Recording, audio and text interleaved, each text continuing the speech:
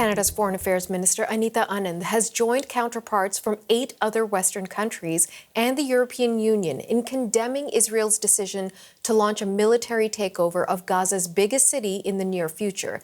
That statement reads in part, "It will aggravate the catastrophic humanitarian situation, endanger the lives of the hostages, and further risk the mass displacement of civilians." The statement adds Israel's expanded offensive risks violating international humanitarian law and warns any move to annex or settle Gaza City would violate international law. For more on this story now, we are joined by Yossi Beilin in Tel Aviv.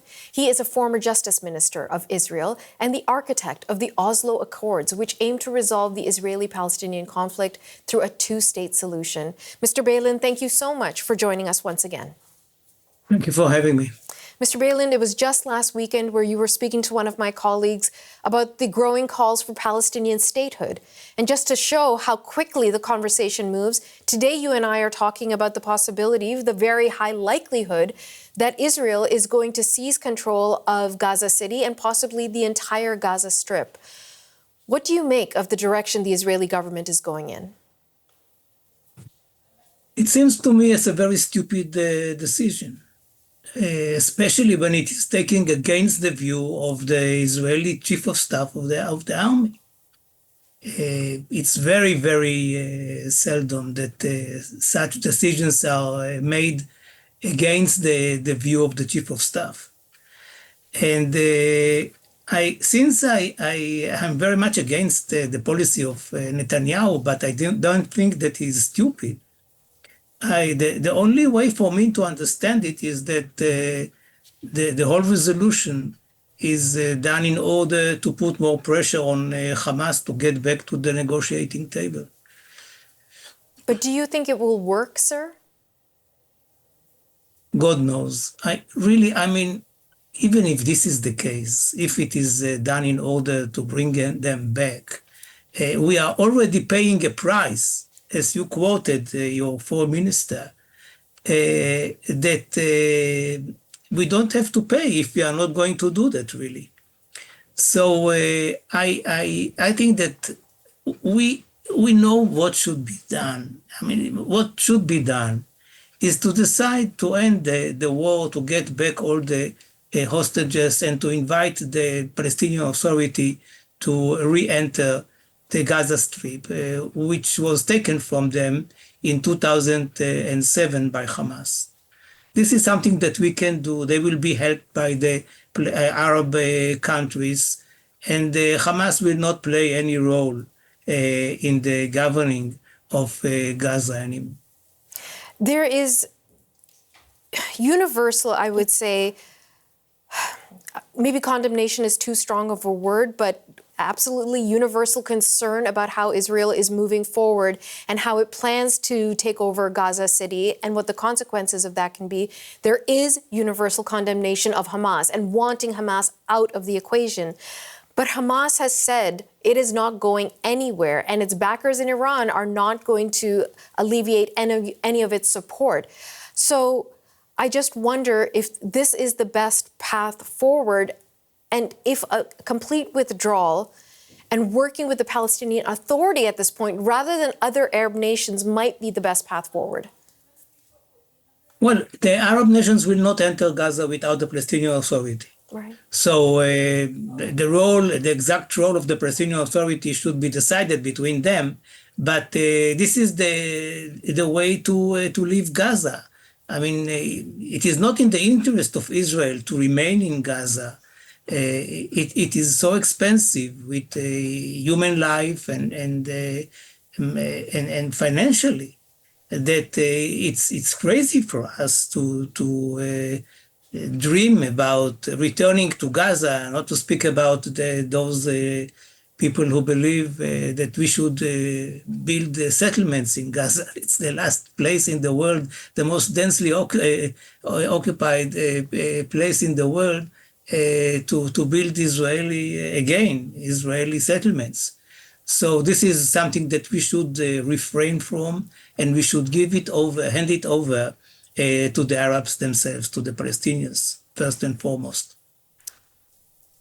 I wonder, from your vantage point, years of working on this file, you are a statesman, internationally recognized, and you are also a citizen of your country.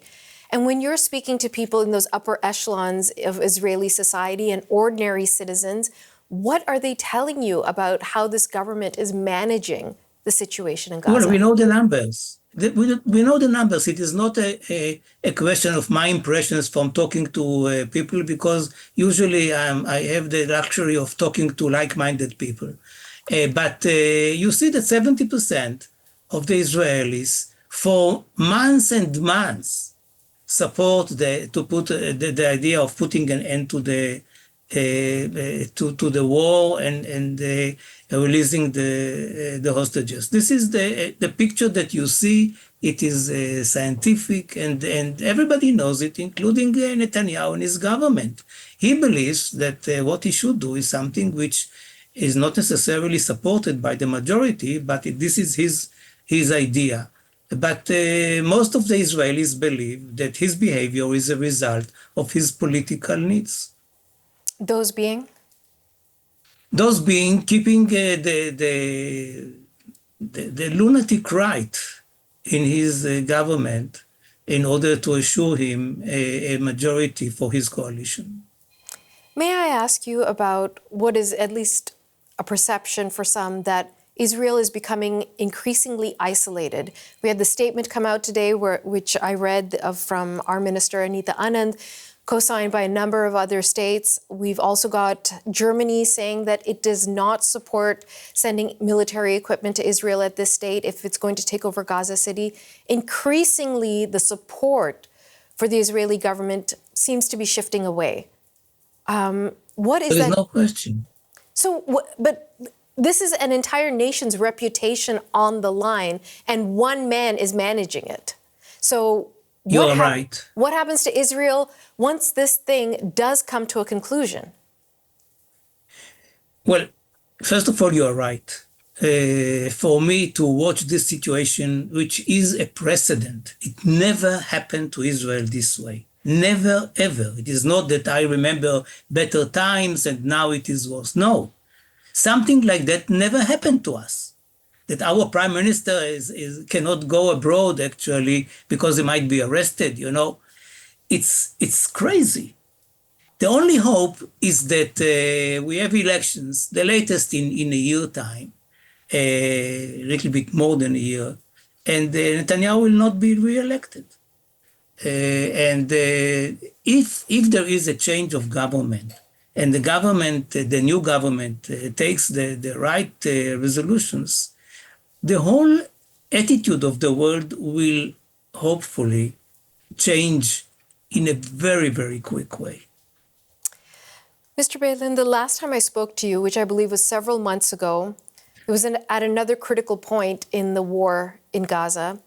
I'll ask you again what I asked you then, which is, you having been so instrumental in those Oslo Accords and that sense of optimism and hope at that time that maybe we can all universally find our way out of this, how do you feel that we are at this point right now?